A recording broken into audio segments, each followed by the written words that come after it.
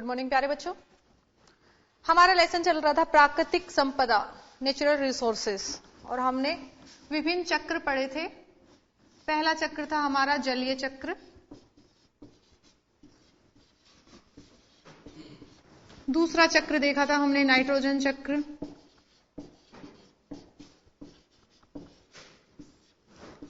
तीसरा चक्र था हमारा कार्बन चक्र।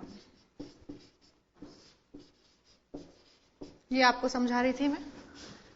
तो अभी अगेन लेकर चलते हैं हम कार्बन चक्र।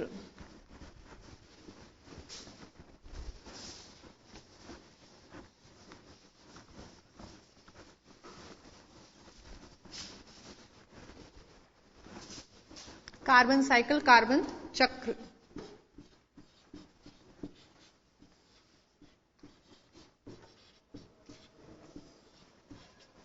कार्बन सी से प्रदर्शित करते हैं, प्रतीक क्या है इसका? सी। वायुमंडल में कार्बन कार्बन डाइऑक्साइड के रूप में होता है, CO2, कार्बन डाइऑक्साइड गैस के रूप में।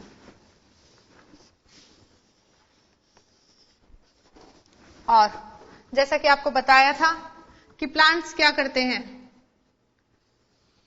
प्रकाश संश्लेषण की क्रिया में। कौन सी क्रिया में? प्रकाश संश्लेषण, फोटोसिंथेसिस। प्रकाश संश्लेषण की क्रिया में देखिए, मैंने आपको बताया था बच्चों की हरे पौधे, कैसे पौधे? हरे पौधे,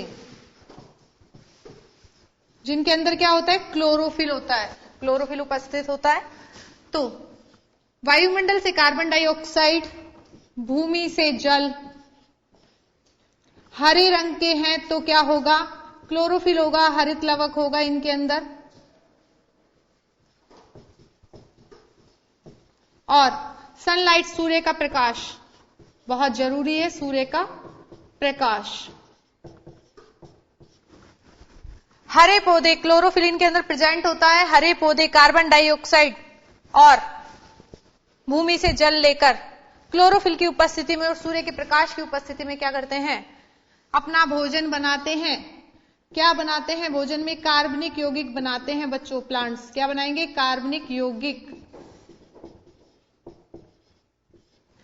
कार्बनिक यौगिक बनाते हैं और मेनली ग्लूकोज से हम शो कर सकते हैं C6H12O6। और ये क्या होता है? पत्तियों में संग्रहित हो जाता है। और साथ में क्या बनती है बच्चों? ऑक्सीजन गैस बनती है। ऑक्सीजन गैस प्रकाश संश्लेषण की क्रिया में बनती है। और कार्बन डाइऑक्साइड का यूज प्लांट्स ने किस में कर लिया? कार्बनिक यौगिक बनाने में। भूमि से क्या लिया? जल लिया। तो ये हमारी प्रकाश संश्लेषण की क्रिया थी, किसके अंदर थी? हरे प्लांट्स के अंदर, हरे पौधों के अंदर। तो हमने देखा कि कार्बन डाइऑक्साइड किसने? हरे पादपों ने, हरे पौधों ने किसमें यूज किया? प्रकाश संश्लेषण क्रिया में, अपना खाद्य बनाने में क्या किया? यूज किया। और क्या बनाया? हरे पादपों ने कार्बनिक यौगिक बनाया। कार्बनिक यौगिक। देखिए बच्चों, ये कार्बनिक यौगिक बन गया है, हरे पादपों ने खाद्य बना दिया है। हरे पादप ही ऐसे हैं जो अपना भोजन, यानी कि प्लांट्स ही ऐसे हैं जो अपना भोजन स्वयं बनाते हैं। इन पौधों के अलावा अपना भोजन स्वयं कोई नहीं बना सकता। जीव जंतु अपना भोजन स्वयं नहीं बनाते, प्लांट्स ही क्या करते हैं? अपना भोजन स्वयं बनाते हैं। और कौन सी प्रक्रिया के अंदर? प्रकाश संश्लेषण की प्रक्रिया के अंतर्गत। अब इन हरे प्लांट्स को कौन खाते हैं? जीव जंतु। तो जंतुओं ने खाया, और जंतुओं में भी आप क्या देखेंगे कि कार्बनिक यौगिक के रूप में संग्रहित हो गया, कार्बनिक यौगिक बन गया।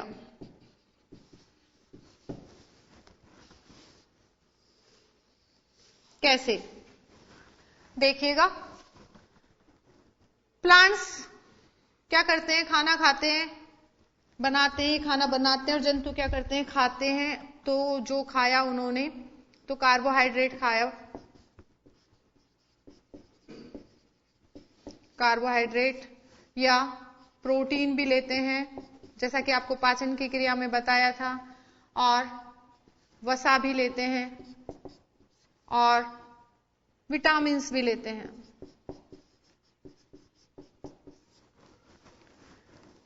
देखिए प्रोटीन तो हमें मिलता है किससे, दूध से या दूध से बनी हुई चीजों से या दालों से, ठीक है। और वसा भी हमें किससे मिलेगा, मक्खन से, बटर से। कार्बोहाइड्रेट ये हमें अनाज से, विटामिन मिलते हैं हमें सब्जियों से। ये जंतुओं ने प्लांट्स के थ्रू प्राप्त किया, इनका ऑक्सीकरण होता है। और मेनली जो ऑक्सीकरण हम देखते हैं, तो मेनली ऑक्सीकरण हम देखेंगे यहां पर किसका, कार्बोहाइड्रेट का। किसका, कार्बोहाइड्रेट। कार्बोहाइड्रेट क्या होता है, कार्बन, हाइड्रोजन और ऑक्सीजन से बना हुआ खाद्य पदार्थ। इसका क्या होता है, ऑक्सीकरण होता है। ऑक्सीकरण कौन सी क्रिया में होता है बच्चों, ये श्वसन क्रिया होती है ना। श्वसन क्रिया में ऑक्सीजन गैस प्राप्त होती है। जब श्वसन किया जाता है तो ऑक्सीजन गैस प्राप्त होती है।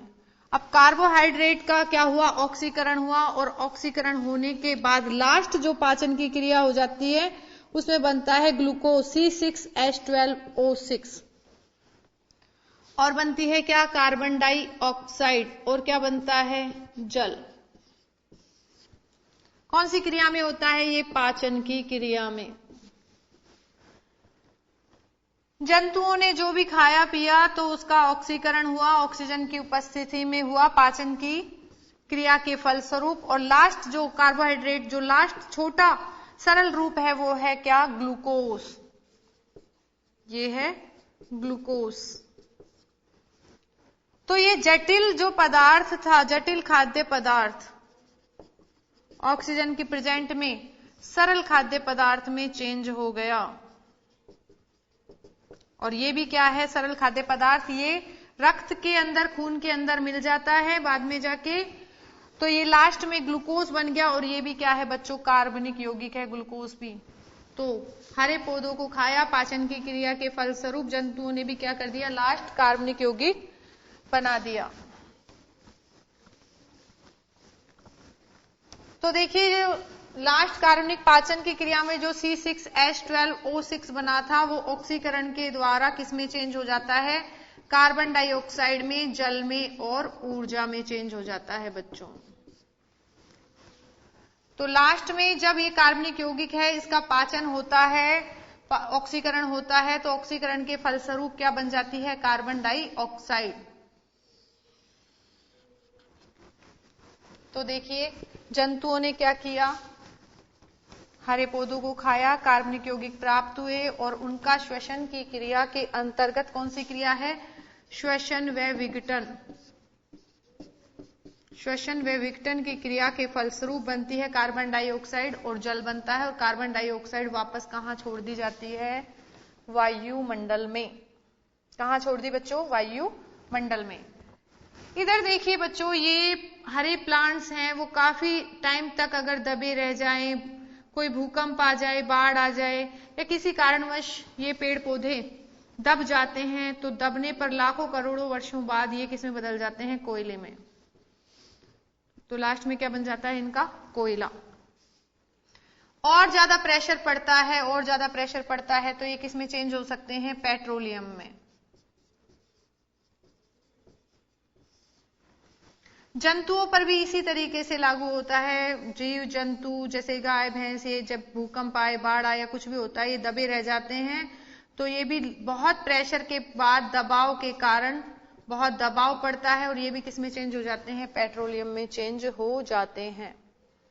तो अभी हम क्या देख रहे हैं, कार्बन चक्र देख रहे हैं। और कार्बन चक्र में हम बता रहे हैं कि वायुमंडल में कार्बन डाइऑक्साइड गैस पाई जाती है। इस कार्बन डाइऑक्साइड को हरे पादप क्या करते हैं, प्रकाश संश्लेषण की क्रिया के दौरान यूज करते हैं और क्या बनाते हैं, कार्बनिक यौगिक। इन हरे पादपों को जीव जंतु यूज करते हैं और इनसे भी कार्बनिक यौगिक बनता है। लास्ट में जब श्वसन की प्रक्रिया होती है तो ये कार्बनिक यौगिक है वो किसमें चेंज हो जाता है, वापस कार्बन डाइऑक्साइड में। और कहा मिल जाता है, वायुमंडल में। दूसरी प्रक्रिया ये होती है कि हरे पादप प्लांट्स दबे रह जाएं और दबे रहने पर बहुत ज्यादा दबाव आने पर ये किसमें चेंज हो जाते हैं, कोयले में। इसी प्रकार से देखें तो जंतु भी क्या हो जाते हैं, ये भी कई बार दब जाते हैं या भूकंप आ जाता है, बाढ़ आ जाती है, तो ये भी बहुत प्रेशर के कारण किसमें चेंज हो जाते हैं, बाद में पेट्रोलियम में या कोयले में चेंज हो जाते हैं। दूसरा हम देख सकते हैं कि ये जो कार्बन डाइऑक्साइड है, ये कार्बन डाइऑक्साइड जल के साथ, किसके साथ? जल के साथ, जल के कार्बोनेट बनाते हैं, जल के कार्बोनेट। ये जल के कार्बोनेट से बाद में बन जाता है बच्चों चूने का पत्थर, चूने का पत्थर। ये हो सकता है। जो जंतु कार्बनिक यौगिक बनाते हैं, ये जंतु हैं, उन पर क्या आ जाता है, कुछ क्या करते हैं, कैल्शियम कार्बोनेट का आवरण भी बना देते हैं। तो इनसे, जंतुओं से क्या बन जाता है बच्चों? अकार्बनिक कार्बोनेट भी बन जाता है, अकार्बनिक कार्बोनेट, अकार्बनिक कार्बोनेट। और ये शल्क के रूप में रहता है, तो ये कैसा होता है? शल्की होता है। तो ये था हमारा बच्चों कार्बन चक्र, और कार्बन चक्र को हमने आपको समझाया है, पिछली कक्षा में भी आपको बता दिया था, इसका रिवीजन किया, वापस से समझाया आपको, तो आप देख सकते हैं। और आपने क्या देखा कि जीव जंतु जो भोजन खाते हैं तो उनमें कार्बोहाइड्रेट होता है, प्रोटीन होता है, वसा होता है और विटामिन होते हैं। तो कार्बोहाइड्रेट का लास्ट जो छोटा सरल रूप होता है वो होता है ग्लूकोज, मैंने अभी भी बताया था। और ग्लूकोज का ऑक्सीकरण होने से बन जाती है कार्बन डाइऑक्साइड, जल और ऊर्जा। ऊर्जा हमारे कार्य करने के काम में आ जाती है, जल क्या विसर्जित कर दिया जाता है या सेल्स को काम में आ जाता है, और कार्बन डाइऑक्साइड वापस श्वसन की क्रिया में निकाल दी जाती है और वायुमंडल में मिल जाती है। तो इस तरीके से हमने ये देखा बच्चों कार्बन चक्र। आप इसे थोड़ा सा आपने नोट कर लिया होगा, वैसे नोट कर लीजिए। और श्वसन व विघटन,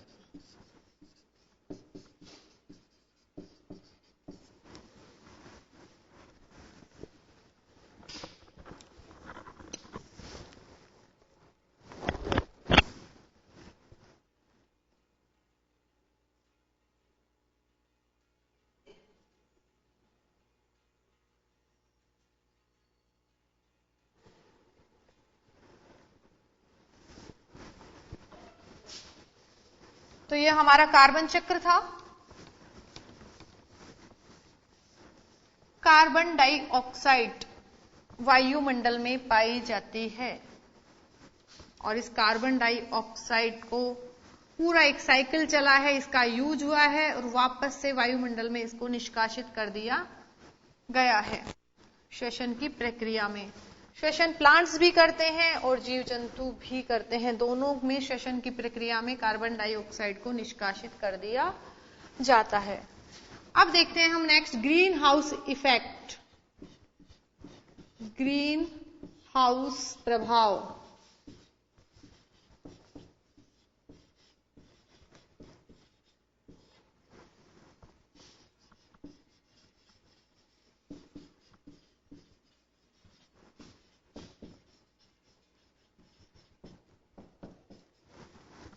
क्या होता है ग्रीन हाउस इफेक्ट? देखिए, जहां बहुत ज्यादा ठंड पड़ती है, बर्फ पड़ती है, और जहां पर क्या होता है कि बहुत ज्यादा ठंड बहुत ही ज्यादा होती है, सूरज भी कभी कभार निकलता है, तो वहां पर क्या होता है, वहां पर ऐसे प्लांट्स लगाए जाते हैं, उष्ण कटिबंध के प्लांट्स लगाए जाते हैं। उष्ण कटिबंध के क्या लगाए जाते हैं? प्लांट्स लगाए जाते हैं। और यहां पर उष्ण कटिबंध के प्लांट्स क्या काम करते हैं कि यहां की जो गर्मी होती है उसको बाहर नहीं जाने देते, बाहर नहीं जाने देते। तो अब वो गर्मी कहां? यहां बरकरार रहती है और यहां बरकरार रहने के कारण ठंड का अनुभव नहीं होता। ये हरे पौधों ने काम किया था, उष्ण कटिबंधीय पौधों ने काम किया था, गर्मी को बाहर नहीं जाने दिया था। इसलिए ये जो हाउस बना, इस तरीके से जो घर बनाए जाते थे उनको कहा जाता था ग्रीन हाउस। क्या कहा जाता था? Green house. ये सर्दियां ठंड को कम करने के लिए किया जाता था, ये कि गर्मी बाहर नहीं निकले। लेकिन अगर हम देखें तो बच्चों देखिए, ये पृथ्वी है और बहुत सारी प्रक्रियाएं हो रही हैं, पॉल्यूशन भी हो रहा है, प्रदूषण भी हो रहा है, श्वसन भी हो रहा है, और क्या होता है कि इस सारी प्रक्रिया के अंतर्गत कार्बन डाइऑक्साइड गैस CO2, कौन सी गैस बच्चों? CO2, कार्बन डाइऑक्साइड गैस बाहर निकलती है, लेकिन ये क्या होती है? भारी होती है। क्या होती है? भारी होती है। भारी होती है तो ये और ज्यादा ऊपर नहीं जा पाती है, और ज्यादा ऊपर नहीं जा पाती है। तो अब क्या होता है कि पृथ्वी से थोड़ी ही दूरी पर ये क्या करती है? चारों तरफ से आवरण बना लेती है। यानी कि अगर हम देखें कि ये पृथ्वी है और एक हाइट तक ही कार्बन डाइऑक्साइड ऊंचा उठ पाती है, अन्य गैसें तो ऊंचा उठ के चली जाती हैं, पर कार्बन डाइऑक्साइड बहुत ऊंची नहीं उठ पाती है, भारी गैस होती है। इसलिए क्या होता है कि अब देखिए बच्चों, सूरज की गर्मी पड़ती है या यहां पर कोई भी चीजें जलाई जाती हैं, कुछ भी जो भी क्रियाएं होती हैं, तो गर्मी पड़ती है। यहां पर सूर्य की गर्मी पड़ी तो गर्मी नीचे गई, और नीचे जाने से क्या हुआ? पृथ्वी भी गर्म हो गई। पृथ्वी क्या हो गई? गर्म हो गई। पृथ्वी गर्म हुई तो पृथ्वी पर ऊष्मा आ गई, लेकिन कार्बन डाइऑक्साइड का चारों तरफ क्या है? एक कंबल सा बना हुआ है, एक आवरण सा बना हुआ है। बहुत ज्यादा कार्बन डाइऑक्साइड निकलती है, क्योंकि पॉल्यूशन बहुत ज्यादा है, प्रदूषण बहुत ज्यादा हो रहा है आजकल। तो इससे क्या होता है कि कार्बन डाइऑक्साइड का एक कंबल पृथ्वी से थोड़ी ऊंची सतह पर आ जाता है। अब देखिए बच्चों की पृथ्वी गर्म होती है तो ये दिन के टाइम में गर्म हुई। अब रात होगी तो ठंडी होगी। ठंडी कब होगी? जब यह गर्मी, ये जो हीट है, वो कहां चली जाए? वायुमंडल में चली जाए, ऊपर चली जाए। कौन? गर्मी, हीट, ऊष्मा। अगर ऊष्मा ऊपर चली जाती है तो पृथ्वी ठंडी हो जाती है। लेकिन क्या हुआ कि ये गर्मी इतनी ऊपर नहीं जा पाती, क्योंकि कार्बन डाइऑक्साइड ने इस गर्मी को वायुमंडल में ऊंचाई पर जाने से रोक दिया। तो अब क्या हुआ कि ये जो गर्मी है पृथ्वी के चारों तरफ ही रह गई, और चारों तरफ ही रह गई तो पृथ्वी पूरी तरीके से ठंडी नहीं हो पाई। अब देखिए, जैसे जिस प्रकार की वहां पर प्लांट्स ने गर्मी को बाहर नहीं जाने दिया था, उसी प्रकार कार्बन डाइऑक्साइड या अन्य गैसों के कारण गर्मी बाहर नहीं जा पाती है। बच्चों अभी वक्त हो चला है ब्रेक के बाद फिर मिलते हैं।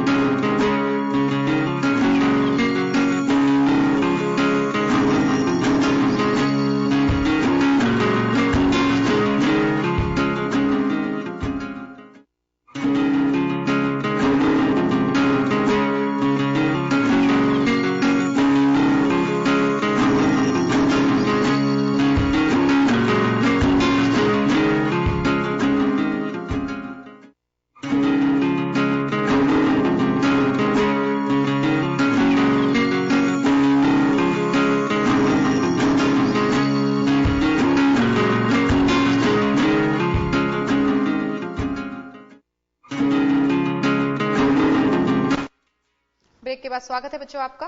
तो अभी हमारा चल रहा था green house effect, green house प्रभाव। अब देखिए आगे हम कंटिन्यू रखते हैं इसे। तो देखिएगा कि ये कार्बन डाइऑक्साइड की कंबल जैसा आवरण आ गया है, और कंबल जैसे आवरण की वजह से पृथ्वी की गर्मी, पृथ्वी की ऊष्मा बाहर नहीं जा पाती है।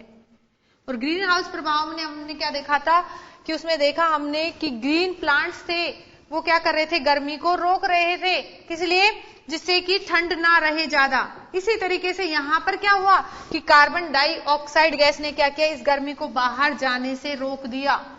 या अन्य गैसें भी हैं जैसे मीथेन वगैरह भी, तो ये क्या करती हैं कि गर्मी को, ऊष्मा को, पृथ्वी को, जो पृथ्वी की जो ये ऊष्मा है, इसको गर्मी को बाहर वायुमंडल में जाने से रोकती है।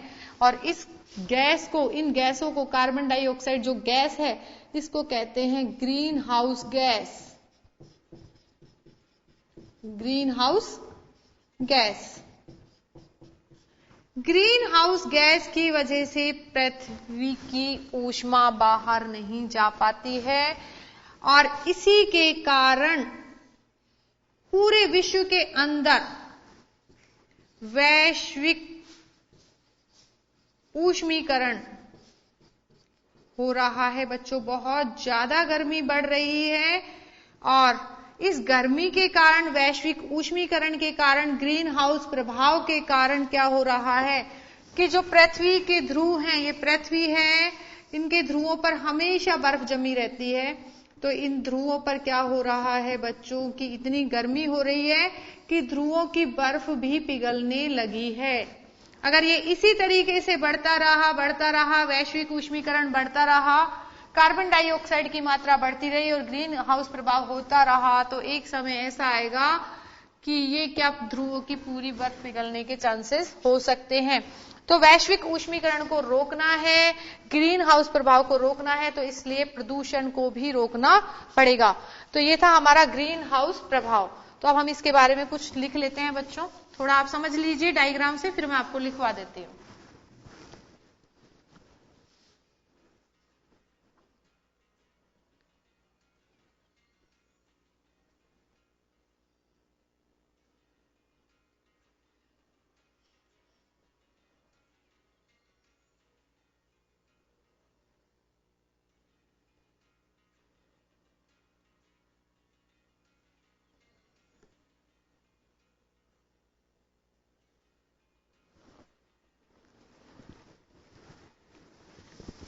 तो अब हम इसके बारे में लिख लेते हैं।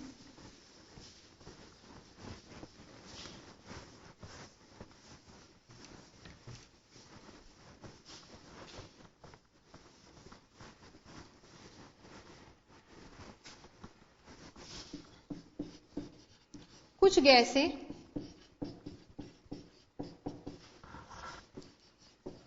पृथ्वी से ऊष्मा को वायुमंडल में जाने से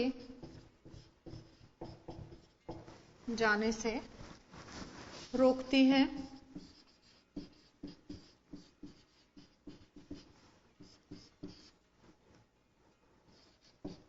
वायुमंडल में ऊष्मा का जाने से रुकने के कारण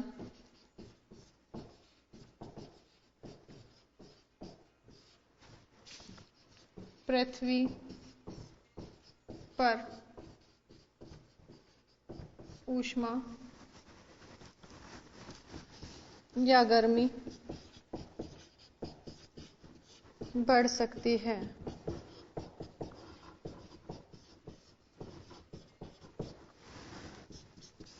कार्बन डाइऑक्साइड गैस भी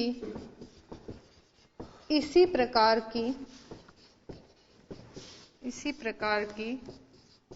गैस है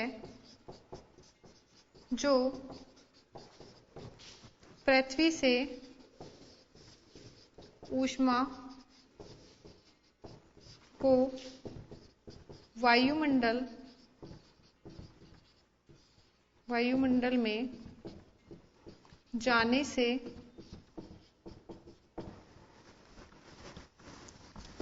रोकती है। अतः कार्बन डाइऑक्साइड गैस को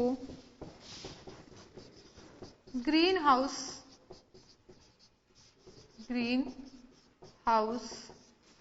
गैस कहते हैं।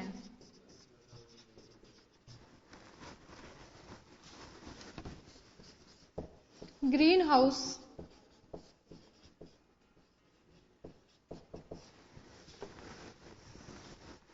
हम यहां पर लिख सकते हैं कि गर्मी बढ़ सकती है। इस इस प्रभाव को ग्रीन हाउस प्रभाव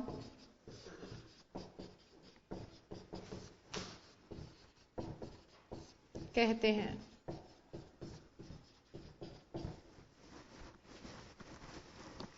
ग्रीन हाउस प्रभाव के कारण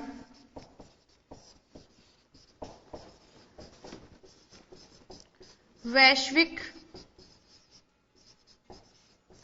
ऊष्मीकरण की समस्या उत्पन्न हो रही है। तो बच्चों देखिएगा कि कुछ गैसें ऐसी हैं जो क्या करती हैं, पृथ्वी से ऊष्मा को वायुमंडल में जाने से रोकती हैं। वायुमंडल में ऊष्मा का जाने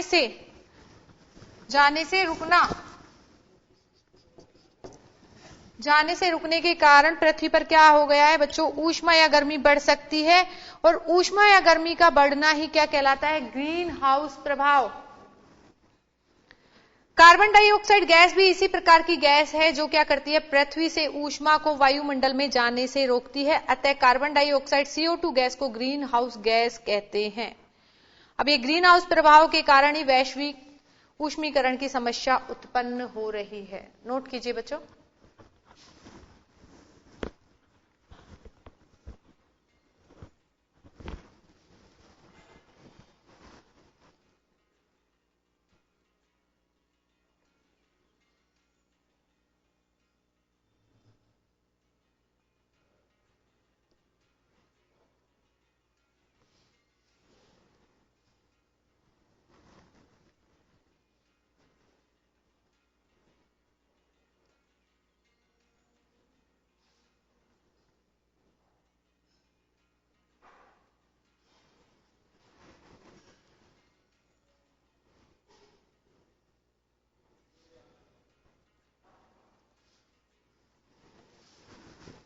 तो ये था हमारा ग्रीन हाउस प्रभाव, और ये कार्बन चक्र से भी रिलेटेड था क्योंकि कार्बन चक्र में कार्बन डाइऑक्साइड का यूज हो रहा था। और यहां पर ग्रीन हाउस इफेक्ट हमने बता दिया, कार्बन डाइऑक्साइड के कारण उत्पन्न हो रहा है।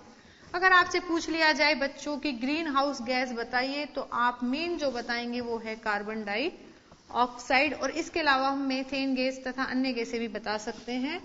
तो ये था हमारा ग्रीन हाउस प्रभाव। तो अभी हमने सभी चक्र देख लिए हैं। अब लास्ट चक्र है हमारा ऑक्सीजन चक्र।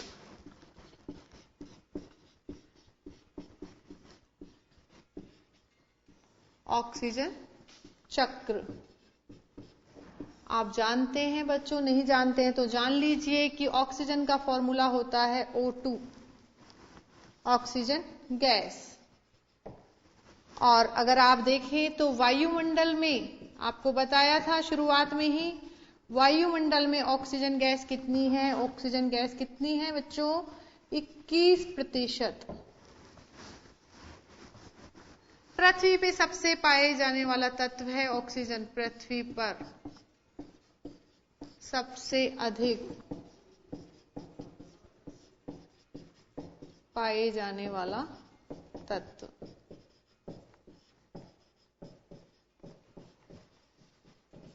पाई जाती है या पाया जाता है।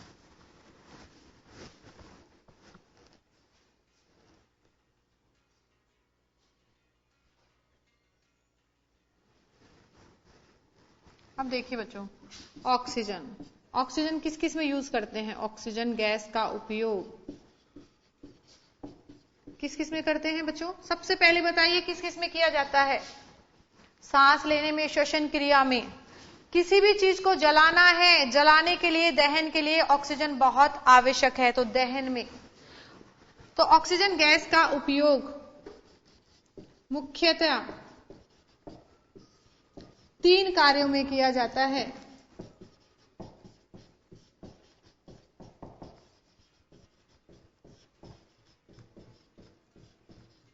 तीन कार्य कौन कौन से हैं वो, श्वसन, श्वसन में तो बहुत जरूरी है। इसके बाद किसी भी चीज को जलाने के लिए यानी कि दहन के लिए, और नाइट्रोजन के ऑक्साइड नाइट्रोजन के जो ऑक्साइड बनता है, नाइट्रेट्स और नाइट्राइट्स बताए थे, तो नाइट्रोजन के ऑक्साइड का निर्माण भी ऑक्सीजन के द्वारा ही होगा बच्चों, तभी प्लांट्स ले सकते हैं उसको। डायरेक्ट नाइट्रोजन नहीं ली जा सकती प्लांट्स के थ्रू। तो ऑक्सीजन के नाइट्रोजन के ऑक्साइड का निर्माण भी कौन करती है? Oxygen gas. तो 3 उपयोग हैं। तो इस तरीके से ऑक्सीजन का यूज होता है, ऑक्सीजन उपयोग में लाई जाती है, लेकिन ऑक्सीजन बनती भी है। सिर्फ एक ही प्रोसेस होगा जिसमें ऑक्सीजन गैस बनती है। तो हम लिख सकते हैं ऑक्सीजन गैस का निर्माण की प्रक्रिया मात्र प्रकाश संश्लेषण, प्रकाश संश्लेषण में बनाई थी ना बच्चों अभी, प्रकाश संश्लेषण क्रिया में होता है। ऑक्सीजन मात्र एक ही प्रक्रिया है जिसमें बनती है, और वो कौन सी क्रिया है? प्रकाश संश्लेषण।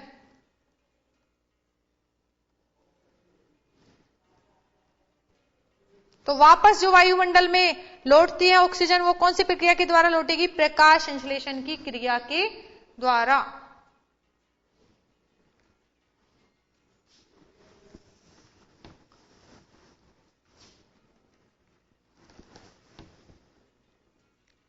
तो देखिए बच्चों, ऊपर ही करती हूं, पहले आप इसे नोट कर लीजिए एक बार।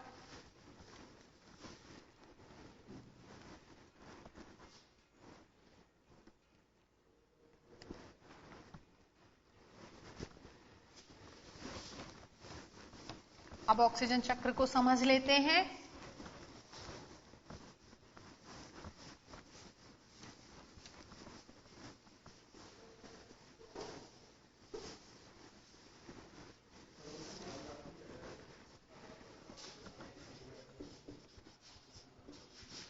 वायुमंडलीय ऑक्सीजन है,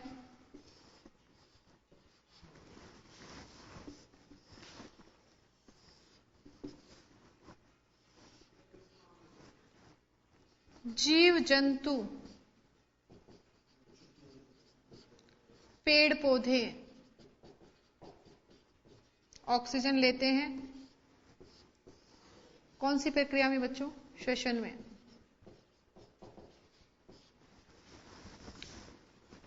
श्वसन में क्या करते हैं? ऑक्सीजन लेते हैं। और मैंने आपको बताया था कि बाद में वो श्वसन होने के बाद, ऑक्सीकरण होने के बाद किस में बदल जाते हैं बच्चों?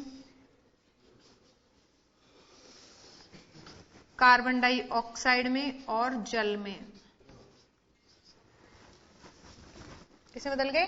कार्बन डाइऑक्साइड और जल में। प्रकाश संश्लेषण की क्रिया होती है,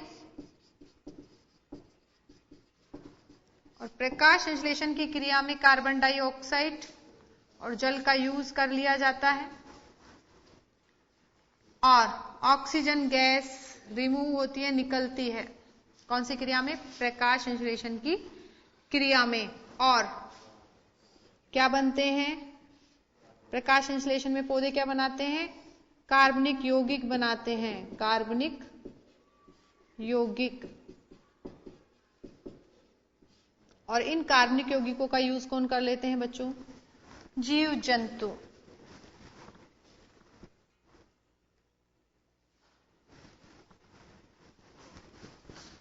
कार्बनिक यौगिक में कौन सा बताया था मैंने आपको? C6H12O6 ग्लूकोज बनता है, और इसका यूज कौन कर लेते हैं? जीव जंतु। और बनाते कौन है? पेड़ पौधे। तो ये हमारा ऑक्सीजन चक्र है। ऑक्सीजन का फॉर्मूला O2। श्वसन की प्रक्रिया है, उसमें जीव जंतु पेड़ पौधे क्या करते हैं? यूज करते हैं, और कार्बन डाइऑक्साइड और जल बनाते हैं। कार्बन डाइऑक्साइड और जल का यूज प्रकाश संश्लेषण में किया जाता है, ऑक्सीजन बनती है। प्रकाश संश्लेषण में ऑक्सीजन को वापस वायुमंडल में छोड़ दिया जाता है, और प्रकाश संश्लेषण की क्रिया में ही कार्बनिक यौगिक बनते हैं, ग्लूकोज बनता है, जिसका यूज जीव जंतु करते हैं।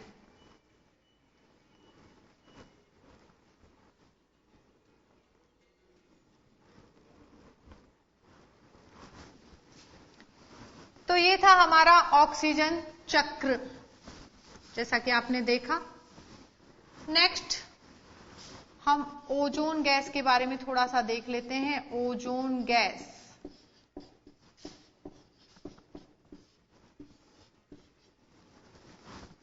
ये तो हमारा ऑक्सीजन चक्र था जो कि अभी हमने देखा बच्चों। नेक्स्ट देखते हैं हम ओजोन गैस। ऑक्सीजन, ऑक्सीजन का सूत्र क्या होता है? O2, और बहुत ही लाभदायक गैस है ये और बहुत यूजफुल है ये। लेकिन ओजोन गैस है वह ऑक्सीजन के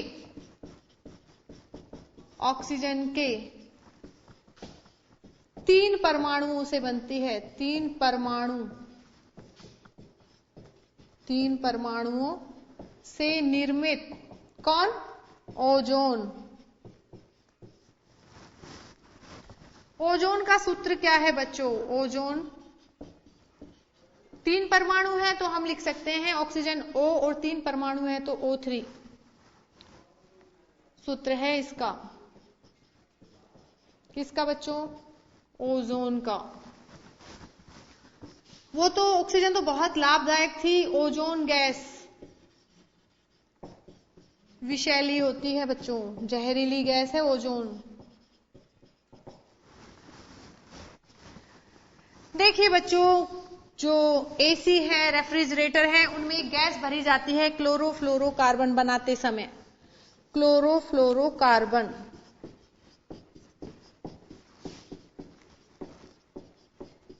क्लोरोफ्लोरोकार्बन, यह गैस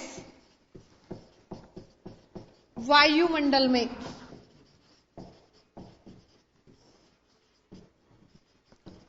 उपस्थित रहती है, उपस्थित हो जाती है। इसका विघटन किसी प्रकार से भी नहीं हो पाता, किसी प्रकार से भी नहीं होता। यह स्थायी है।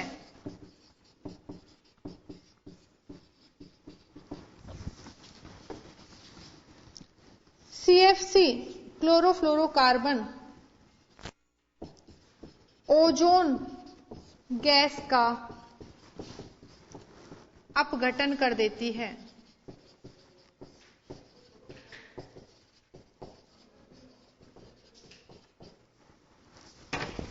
पृथ्वी के ऊपर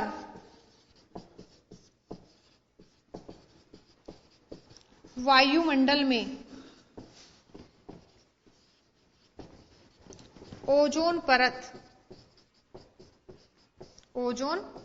परत पाई जाती है, जो सूर्य से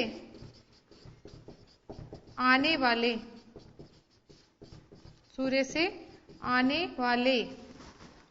बच्चों नोट करते चलिए साथ ही साथ, फिर मैं आपको समझाती हूं। सूर्य से आने वाले हानिकारक किरणों को रोकती है। लेकिन CFC के कारण अंटार्कटिका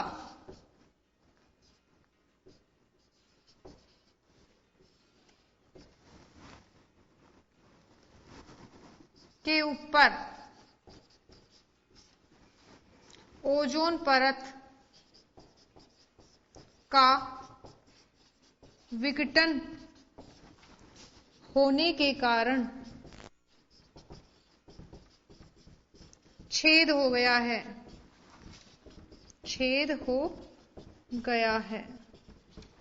तो एक सबसे ज्यादा क्या है? चिंतनीय विषय है, जिसके कारण छेद होने के कारण, जिसके कारण सूर्य से आने वाली हानिकारक किरणें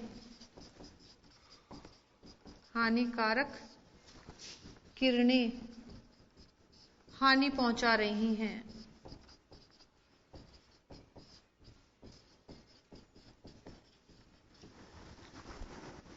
तो बच्चों देखिए, ये पृथ्वी है यहां पर, और पृथ्वी के ऊपर यहां ओजोन परत पाई जाती है। कौन सी? ओजोन परत, ओजोन परत। लेकिन वायुमंडल से CFC, क्लोरोफ्लोरोकार्बन, CFC गैस बन रही है, जो क्या करती है? ओजोन का अपघटन कर रही है। तो ये CFC ऊपर जाती है और क्या करती है? ओजोन का अपघटन कर देती है। तो अंटार्कटिका के ऊपर क्या हुआ? इस ओजोन परत को इस CFC ने क्या कर दिया? नष्ट कर दिया। और यहां पर क्या हो गया है? ओजोन परत में छेद हो गया है, जिसके कारण सूरज से आने वाली हानिकारक किरणें पृथ्वी तक आ रही हैं और हमें नुकसान पहुंचा रही है। तो एक चिंतनीय विषय है, यह है ओजोन गैस, ओजोन परत के बारे में।